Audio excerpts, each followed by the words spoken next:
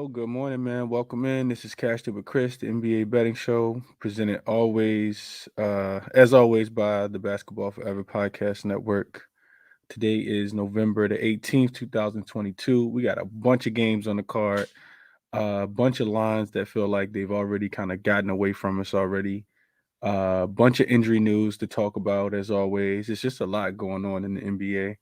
As always, we start off with a quick recap, and I'm gonna make it quick today because we got a lot to talk about. So, yesterday, um, we saw the Brooklyn Nets come back and play some really good defense, and I talked about the under 222 and a half, and that cash that was a kind of a easy cash. That game went under by 6 points. So. I talked about it. After you give up 150 points, you typically gonna come back with something. And I gave out a lot of analysis around why I thought that game would go under. Didn't actually play it. It was just a lean for me, but that did cash. So shout out to everybody who played that. We also saw Jeremy Grant come back down to earth. Shout out to Finesse. Finesse actually talked about that yesterday. He talked about him having to guard KD and why he liked Anthony Simons just a tad bit more. So we saw that as well. The two-team money line parlay that I gave out cash yesterday, that being the Kings and the Clippers minus 135, taking both of those together. The Pistons came out hard. They fought hard in that game, especially early in that game. You see some chemistry issues going on with the Clippers, but I mean, there's no reason to score 13 points in the first quarter. Like the NBA is crazy right now. You look at this Pistons team just giving up points left and right, and you see this Clippers team coming in with Kawhi and PG, and you think, man, they're gonna smash these guys early, get the game out the way with, and they both get ruled in, and keep PG and Kawhi combined for, and the whole rest of the team too. Like they combined for 15 points in the first quarter. It's crazy. They had 42 points at halftime, and they were actually losing at halftime before they had to put together a defensive run in the third and fourth quarter to actually come out with a win in that game. So didn't come close to covering the full spread. And, I talked about not taking the Clippers to cover, a spread that big. Also not being able to trust the Pistons on the road. Played a lot harder than I thought they would on the second night of a back-to-back today against the Lakers. It's going to be interesting to see if they still, have that same amount of energy to be able to play with. Um, but yeah, they covered. And the Kings, they stay hot, man. I talked about them scoring 120 plus points in 5 straight games. They dropped 130 last night on the Spurs. You see the Spurs not really, I wouldn't say not playing hard because they lost the first quarter in significant fashion, giving up, a bunch of points. But they fought hard in the second quarter and the third quarter. The Kings kind of blew the game wide open again in the fourth quarter, scoring 41 points. But yeah, the second and third quarter was close, and you also saw Kelton Johnson get scratched late in that game, which that's a part of the tanking. That's a part of the Victor Wembanyama sweepstakes, type strategies when you setting your best player or your second best player or whatever the case might be. So that's the quick recap, real quick. But we got a lot of games to get into today. I'm gonna try to get through as many as possible. I know I won't make it through all of them, but let's start over here in the East Coast. Let's go to this Heat and Wizards game. So the Heat, they haven't looked the greatest. They're struggling with injuries. They're only 3-12 against the spread so far this season. They're 1-4 straight up on the road as well. We saw them go to Toronto and lose the other day in a game where they didn't have Bam, they didn't have Tyler Hero. And this Wizards team, they're coming into this game off the loss to the Thunder after they had previously won 4 or 5 games at home. Shea Gilgeous-Alexander hit the game-winning step back the other day, and took the Wizards down in a really high-scoring game. So in this game, it's too difficult to call early. The Heat have a laundry list of injuries again. Tyler Hero has already been ruled out. Dwayne Dedmon is listed as questionable.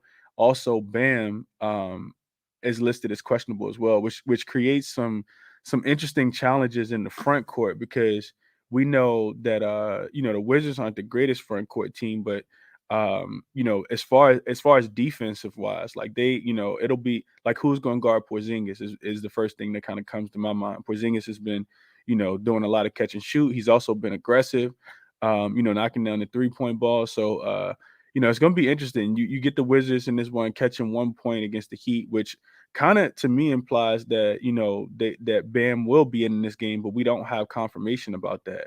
I'd be looking at Jimmy though in this game, player prop wise. I'd be looking at him, especially if Bam is ruled out, just to kind of avoid going 0-2 on this road trip. Also, something else that's really interesting is that when you look at Washington's defense, their 3-point defense specifically, it's kind of middle of the pack. They rank like between 14th and 17th when you look at three-point attempts allowed, and you look at makes. How many threes they allowed their opponent to shoot, and you're looking at how many threes their opponent has made over the last 5 games. And you look at Miami, they have a bunch of 3-point shooters out there. Guys like Matt Strus, guys like Gabe Vincent, guys like Duncan Robinson. Like, these guys could potentially get hot too. So I think it could be a Jimmy game today. I think Jimmy, probably gonna um, have his way. He probably will bounce back from a game where he wasn't as involved in the offense and didn't really do as much. So I look for Jimmy to have a big game in this one. Nothing official, but I that's the way I kind of see the game going. Jimmy of putting them on their back to avoid the 0-2 start, especially the 0-2 road trip, especially if Bam doesn't play in this one. So that's my early thoughts on that game. But like I said, difficult game to cap, not knowing the status of Bam Adebayo. So next game, let's go to this Bucks and 76ers game. This is going to be an interesting one. Probably a playoff type feel. I'm looking towards the under total in this one, opened at 218.5.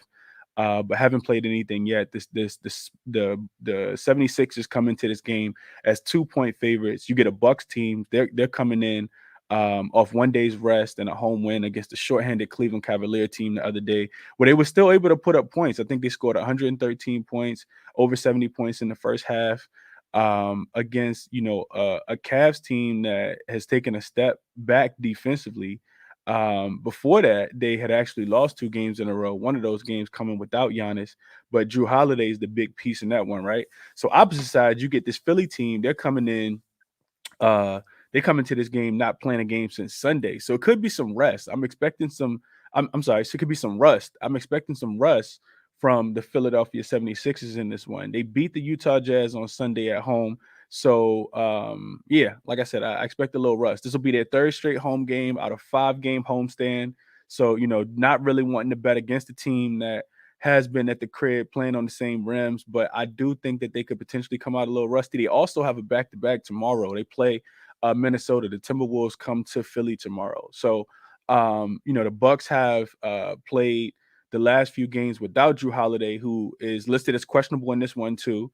Wesley Matthews, he missed the last game. He's already ruled out in this one. And that's that's what makes this game difficult to go official with anything this early, not knowing the news of Drew Holiday. I think Drew Holiday has a tremendous impact on the total in this one. If he plays, I like the under even more, because his defensive impact, being able to slow guys down like Tyrese Maxey, guys like DeAnthony Milton, is going to be helpful for their defense. So last 5 games, you look at the 76ers, they are allowing the second fewest 3-point attempts. We know that Doc Rivers likes to get out there and run guys off the 3-point line, but it's interesting because the Bucks are actually attempting the 6th most threes over the last 5 games. So it's going to be interesting to see how that goes. We saw Brook Lopez have a big game the other day against the Cleveland Cavaliers. He hit 7 threes in that game. So it's going to be interesting to see how that dynamic plays out. If the Bucks do get Drew Holiday back, I do like the Bucks first quarter, first half, but nothing official right now. The Bucks have they have been recently been struggling, but they're still 8-5 against the spread in the first half. And this Philly team, like I talked about, I think they come into this game and look a little rusty, not playing in a really long time. They are still just 6-8 against the spread in the first half, but more importantly, 3-5 ATS in the first half at home. So they're not covering spreads specifically at home. And we know that the Bucks on the opposite side, they have done really, really well in the first half. Philly also ranks 13. I'm sorry, Philly also has the best defensive rating over the last 5 games. Since James Harden has went out, they really hung their hat on the defensive end, and you've seen them kind of pick it up on that side of the ball. They're also playing at extremely slow pace. Milwaukee, they're ranked 13th defensively. So I'll be looking, like I said, towards the under in this one, especially if we get Drew Holiday back. His defensive impact influences the total to hit more towards the under than it does towards the over when he actually plays in the game. So be looking at the under, be looking at the first half in favor of the Bucks in this one. Moving along, because like I said, we got a lot of games. I'm trying to get to as many as possible. This Hornets and the Cavs game. I briefly talked about this one yesterday on the Crispy Cap and NBA show. And y'all be sure to tune back in with me at 5:15. When we have a lot more injury news, some official plays, and have everybody else kind of join in with me as well. So the Hornets and the Cavs. This one opened at 9, and then we saw that LaMelo wasn't going to play. He's already been ruled out. Dennis Smith Jr. is listed as doubtful. Gordon Hayward is also on the injury list and is not going to play today. Opposite side, Jared Allen is listed as questionable, and Dean Wade is listed as doubtful. It doesn't feel like a game that JB Bickerstaff and that coaching staff is probably feeling like they need Jared Allen. So if he's not, close to, really, really comfortable, out there with that, I think it's an ankle injury with Jared Allen, then I don't expect him to play. Especially when you see a spread that's already so big. The Hornets have been struggling. They're 1-9 straight up, 2-7-1 ATS in their last 10. And a lot of it is rhythm, at least from my estimation. A lot of it is rhythm with them. They haven't been able to get into a consistent rhythm. They lack the offensive firepower that they need. And then, you get LaMelo back for 3 games, and then he rolls his ankle and he's out already again, right? Cavs, they're coming in here off 5 straight losses in a row and in desperate need of a win as well. And I hinted at yesterday, just that lengthy heart-to-heart meeting that they had post-game after the loss to the Bucks the other day. They literally sat there for, I think 30 to 45 minutes and had a heart-to-heart, between the coaches and the players. I also read that Darius Garland, he even failed to speak to the media afterwards. So I think this Cavs team is I talked about it yesterday. I think they're really, really good. I go out on a limb and say I think they're a top 3 team in the Eastern Conference. And, winning has to sometimes it takes trials and tribulations to get to that place. And I feel like with them going through what they're going through this early in the season, I do look for them to kind of turn it around and pick it up. And I think that they used the Hornets today as a doormat. When you see this spread at 9.5, what that's telling you is that the books expect, this game to be a blowout. They don't expect it to be close at all. They expect the Cavs to, potentially win this game by 15, 18 points. And with Jared Allen, I do think that that's possible. They do need him on the defensive end. This Cavs defense has slipped a lot, from top 5 to worst 5 over the last, since they went on the road trip, actually. The Hornets in this one, they're 0-4 against the spread in their last 4 games versus a team with the winning record. They're also 1-8 in their last 9 games playing on 1 day's rest. All of these things say that the Cavs should probably smack these boys up. I like it a lot more with Jared Allen. We know that this Hornets team can score, but I'm not looking for them to score a lot of points with guys out there like PJ Washington, Terry Rozier, and Kelly Oubre. So what I'll be looking at in this one, I think the Cavs first half is in play. I also think that the Hornets team total under is in first play. The spread's too big for me to get on. I think you always worry about a backdoor cover when you see a spread like 7.5, 8.5, 9.5, 10, 10.5, right? So it's too big for me to get behind. But I do think that the Cavs put a lot of emphasis on their defense and early in this one. So I actually think that the Hornets first half team total is also in play, right? When those lines become available. I don't think that they're available yet, but that's just how I'm looking at that game. Let's move on. Magic and the Bulls. So this one is a tad bit interesting to me as well because you get this Magic. The spread in this one is 9, right? Like you need the Bulls to do the same thing that you need the Cavs to do. Do we think it's going to be a blowout win for the Bulls? Potentially. The Magic are 0-7-1 ATS in their last 8 road games and just 2-11 ATS in their last 13 games versus a team with the losing straight up record. But on the opposite side, this Magic team, and I guess, sticking to that same side, the Magic, this will be their first road game in like 2 weeks. They literally have had like 8 games at the crib. Haven't played a road game in a really, really long time. Traveling from Orlando to Chicago, they probably going to be in for a temperature change as well. Luckily, they don't got to play this game outside. On the opposite side, though, you get this Bulls team. They're coming off, 3 straight losses. I think it's 3 straight losses, 2 or 3 straight losses. They also have failed to cover the spread in either one of those games as well. They've lost 3 in a row, haven't covered any one of those spreads, and now you're asking them to win the game by 10 points. To me, that's a little too rich for my blood. I need to, see a little bit before I'm willing to put my money on it. Also, you don't want to back the Magic on the road in this spot. Especially without Paolo being in, he's listed as out. He'll be out for the next few games. But then on the opposite side, you got Patrick Williams listed as questionable as well. We know Orlando struggles with their 3-point defense, so maybe you pivot off of trying to figure out if you want to. I'm not laying 9 points with the Bulls. Could they win by? Could this be a spot where they smack these boys up today?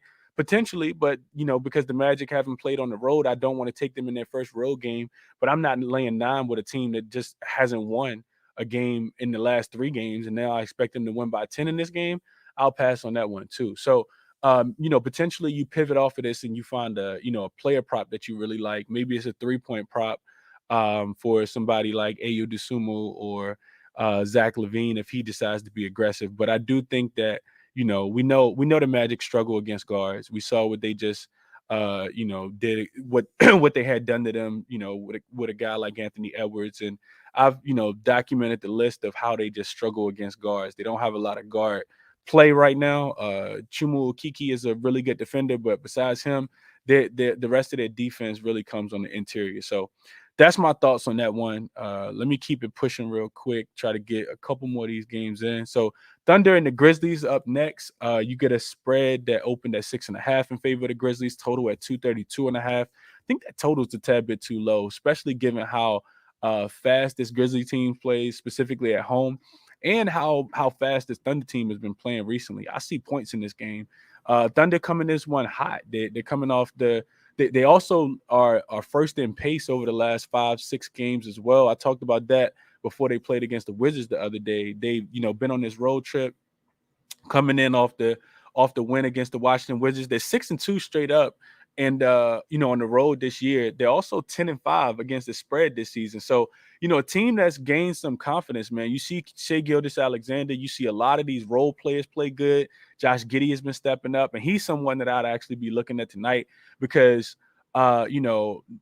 taking nothing away from Shai Gilgeous-Alexander, the dude's been absolutely hooping, getting to the paint, scoring the most points in the paint, if not first, second in that category.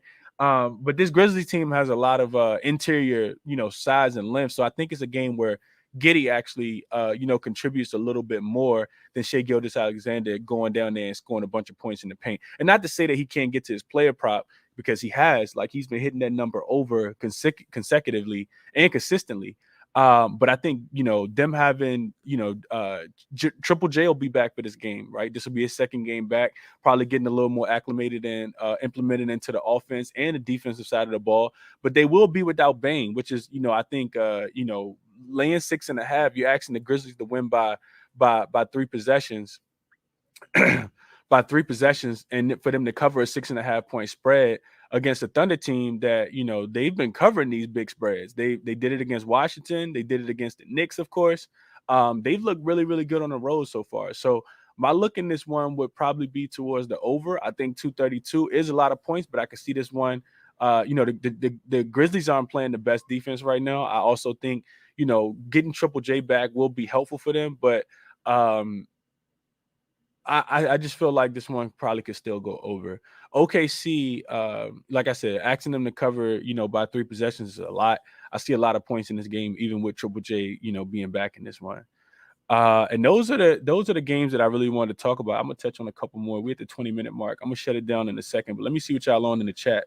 What up, KC? JR Sports. LJ said, "What up, Chris? What up, LJ? Appreciate you being here." Nice picks yesterday. Yeah, Frank, we need to get back on the right side, man. I'm glad the 2-team money line parlay cashed. I hope you guys tailed that one, especially if you've been tailing the losses. What up, Anthony? Appreciate you being here. LJ said Ball and Dennis Smith Jr. are out. Terry Rozier should get 20.5 easily. Yeah, I can see it. I can see it, LJ. They're gonna try. I think they're gonna try to smother him and get the ball out of his hands and make some of those other guys beat him. But we've seen Terry go crazy before. Fridays I feel like are crazy as well. LJ said Halliburton steal prop versus the Rockets have allowed 2 steals to at least one player on the opposing team that they faced in every game. I can see that. I like Halliburton assist tonight too. I know I didn't touch on that game. Pacers and the Rockets. Rockets catching 5 at the crib. Pacers been looking really, really good, covering a lot of games, winning a lot of games. They got the outright win as a dog the other day against Charlotte, and now they're actually laying points. I don't know if you want to do that, but they have looked a lot better, since they got Miles Turner back. Total extremely high in that game, as you expect. The Rockets don't play a lot of defense. The Pacers don't play a lot of defense. 236.5, extremely high total as well. I still look towards the over in that game. Both teams being rested. The Rockets are coming off that win against Dallas, so they didn't have to go far the other day. And then you get a Pacers team that's coming from Charlotte also with 2 days off in between. So the schedule makers have been good to the Pacers, man. They haven't played a lot of back-to-backs. I'm interested to see how this game goes, and I'll definitely have some player props for this game. I'm gonna take a deep dive into that one. I'm glad you mentioned those, LJ, and appreciate you as always, my guy, for being here. CJ said, "Do you still like the over even with Bane being out?" Yeah, I do. I do like the over with Bane being out, just because OKC isn't trying to play any defense right now. We've seen the Washington Wizards score a lot of points, and that's one thing that the Wizards don't typically do. That game got to 240, I think. And I do think that, because they're not playing a lot of defense, CJ, I think that they still, are just relying a lot on their offense. That being, Memphis still has guys that's going to be able to come in and fill it up. And I like I still would look towards the over even without Desmond Bane being a part of that game. Nothing official for me. I haven't played it at all, but I'll take, I like to do some general analysis of these games and break them down, at a very, basic level, and, just kind of see, injury. If you guys want to tap into my mind, like, I'm looking at these games, I'm checking the injury report first, I'm seeing the spreads, I'm looking at, some trends between the teams, recent trends, last 5 games, last 7 games on both sides. And then if something sticks out to me, I'll dive real deep. And that's how I typically come up with my official plays, that I really like. So I've taken a real deep dive. So nothing official for me, on the over, but I still like points in this game. Until OKC plays against a team that can slow them down, I'm still gonna be looking towards the over. Another thing is, I know it's like their 3rd straight road game, but that Wizards defense is better than the Memphis Grizzlies defense. And if the Wizards couldn't stop them, I don't see, this OKC, this Memphis Grizzlies team, even with, Jared Jackson Jr. being back, I still don't think that they are able to slow this team down. Like I said, OKC is playing with a lot of confidence right now. They're covering spreads on the road. And that's what you need, that can be kind of fuel to the fire and kind of keep things going. So that's just the way I see that game going. I like the over, CJ, but haven't played it yet.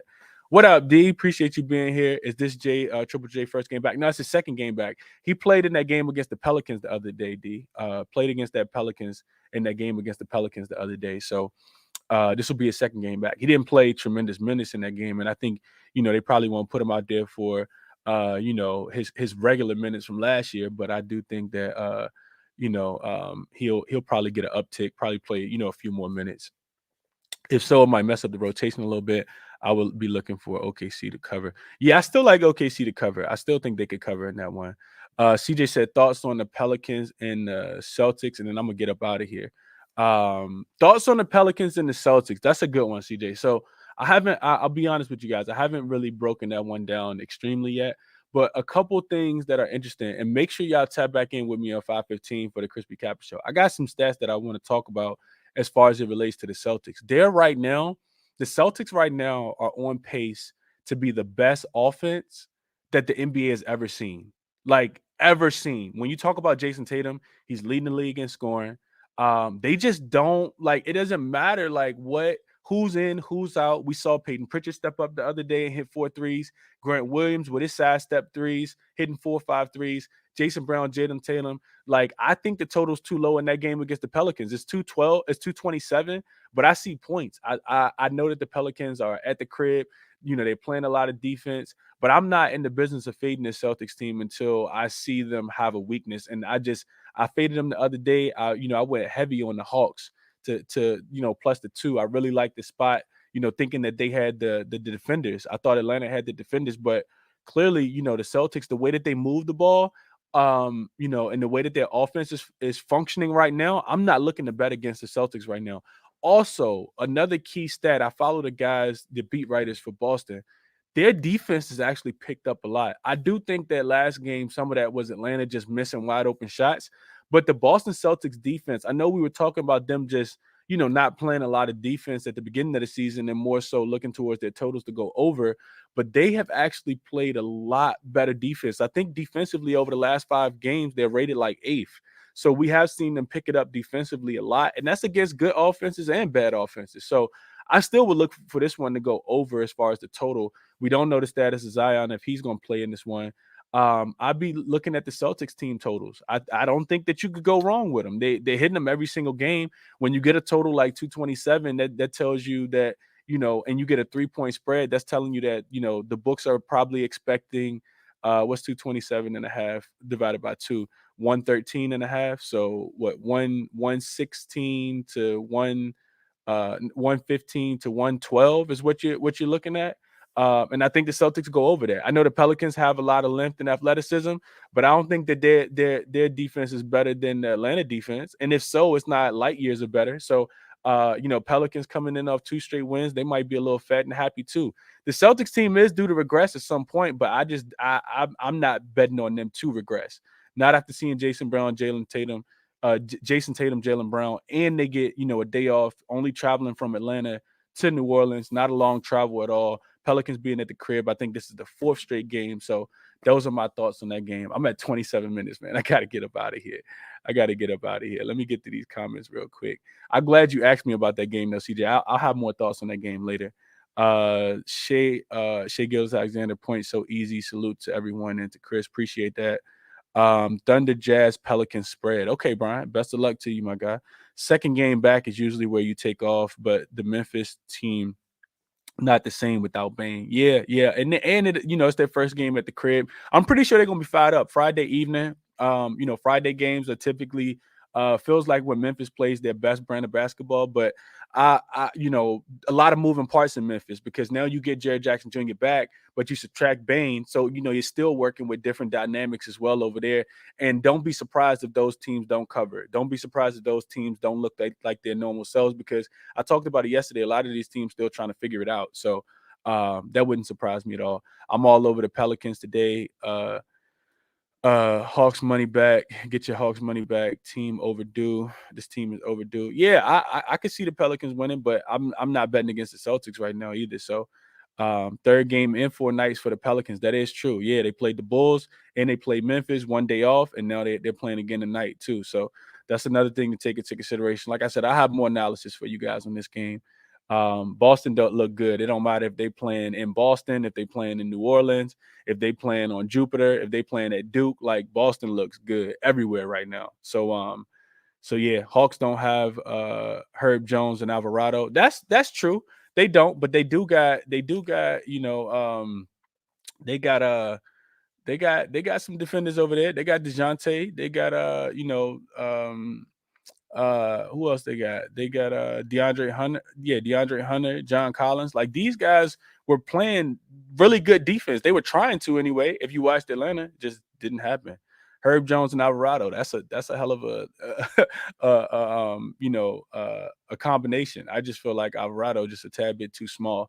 Maybe this the game though. Maybe this the game that Boston get knocked off and the Pelicans win. We'll see what happens.